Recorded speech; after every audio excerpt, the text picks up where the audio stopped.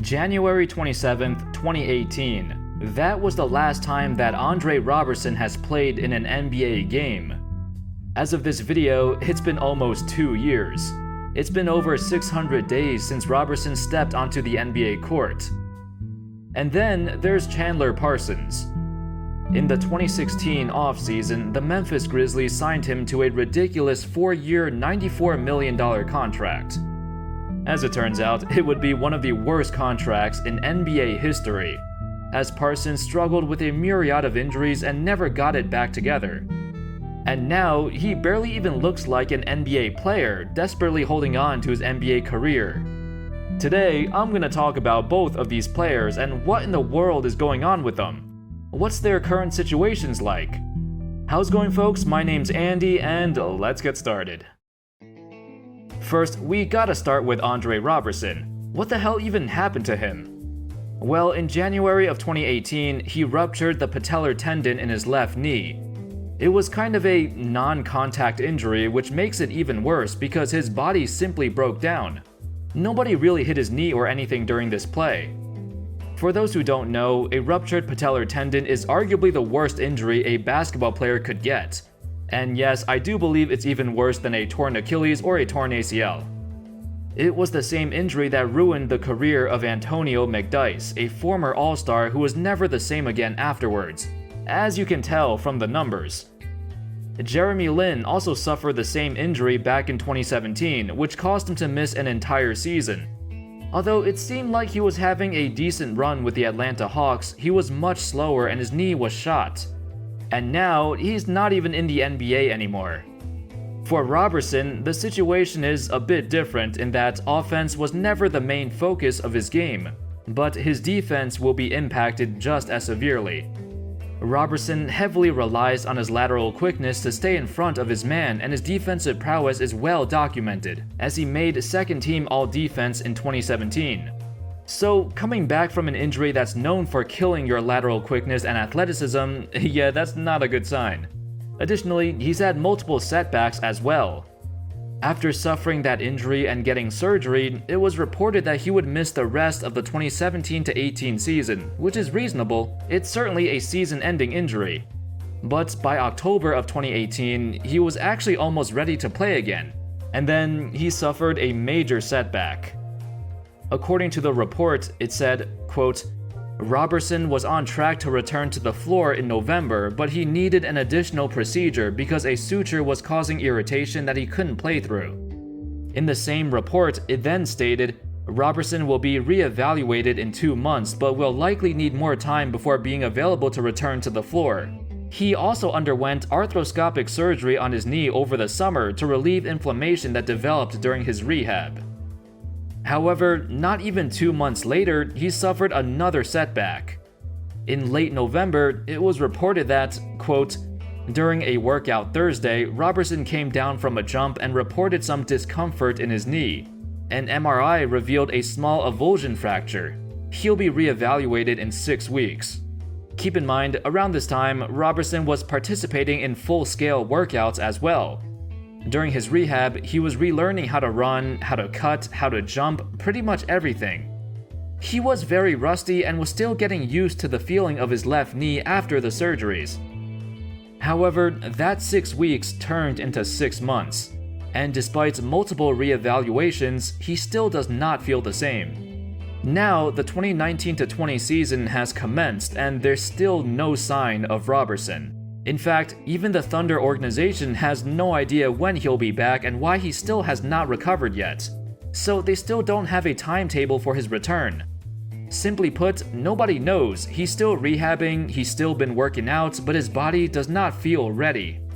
From my point of view, I think this is just one of those injuries that some people can never recover from. Everybody's body works differently, and after multiple surgeries, there's no guarantee that Roberson will ever be himself again. I highly doubt he'll return back to being an All-NBA defender, let alone play valuable minutes for a playoff team. He was always a poor shooter and a limited offensive player in general, so I doubt he'll be any better once he returns after a 2-year absence. It's pretty crazy to think about too. The last time he played for OKC, their team looked like this. They still had Melo, they still had Nick Collison, and of course Westbrook and George. Hopefully, Roberson will find his way back soon. Now moving on to Chandler Parsons. Fun fact, ever since he signed that massive contract in 2016, he has not played more than 36 games in a single season. And currently, with the Atlanta Hawks, he's not even in the rotation anymore. The Hawks aren't exactly the cream of the crop either. They're not looking to contend right now, so Parsons getting virtually no minutes on a rebuilding team is quite pitiful. It just shows how much he's fallen off. But let's rewind a bit and take a look at how Parsons got himself here.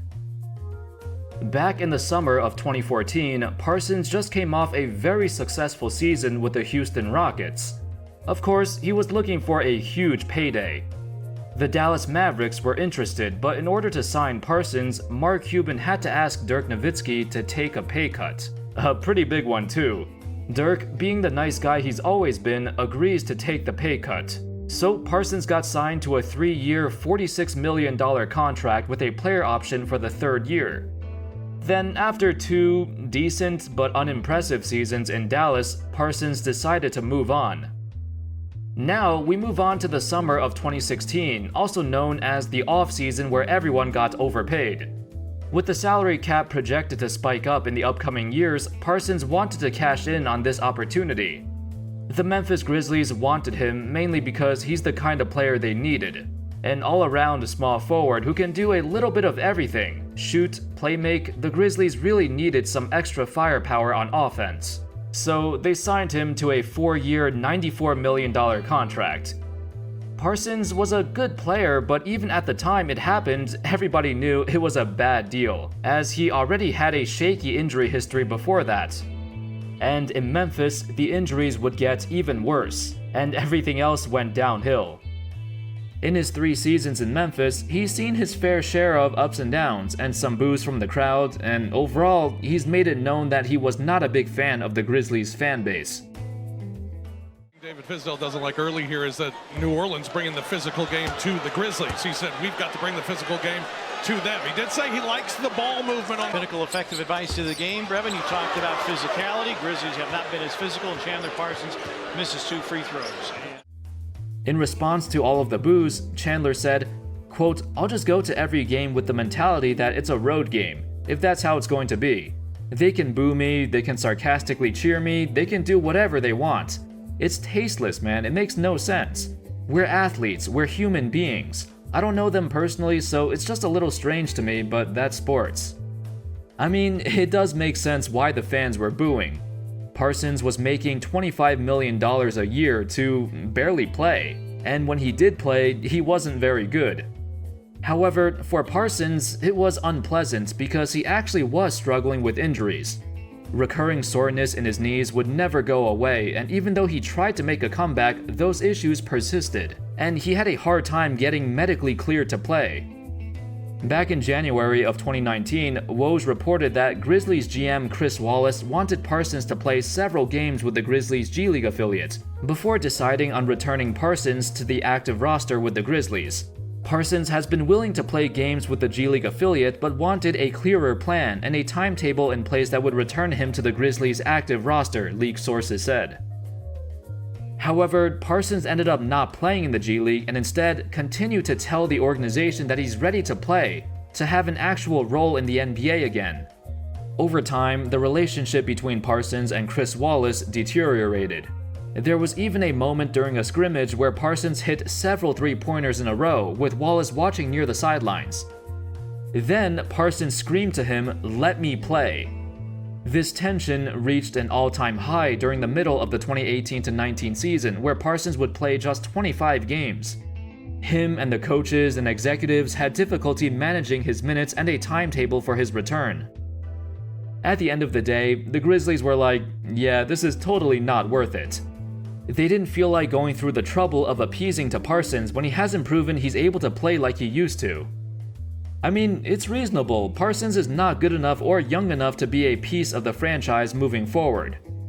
Overall, he averaged about 20 minutes a game in the few games he did play. Unsurprisingly, he would get traded shortly after. In July of 2019, he got sent to Atlanta. At first, we thought it would be a fresh new start, but from the looks of it, he's barely hanging on to his NBA career. At this point, with a ridiculous history of knee problems and missing significant number of games every season, there's not much hope left for the once promising player. He used to be one of the few small forwards who can literally do it all, a versatile threat who made drastic improvements in his first few years.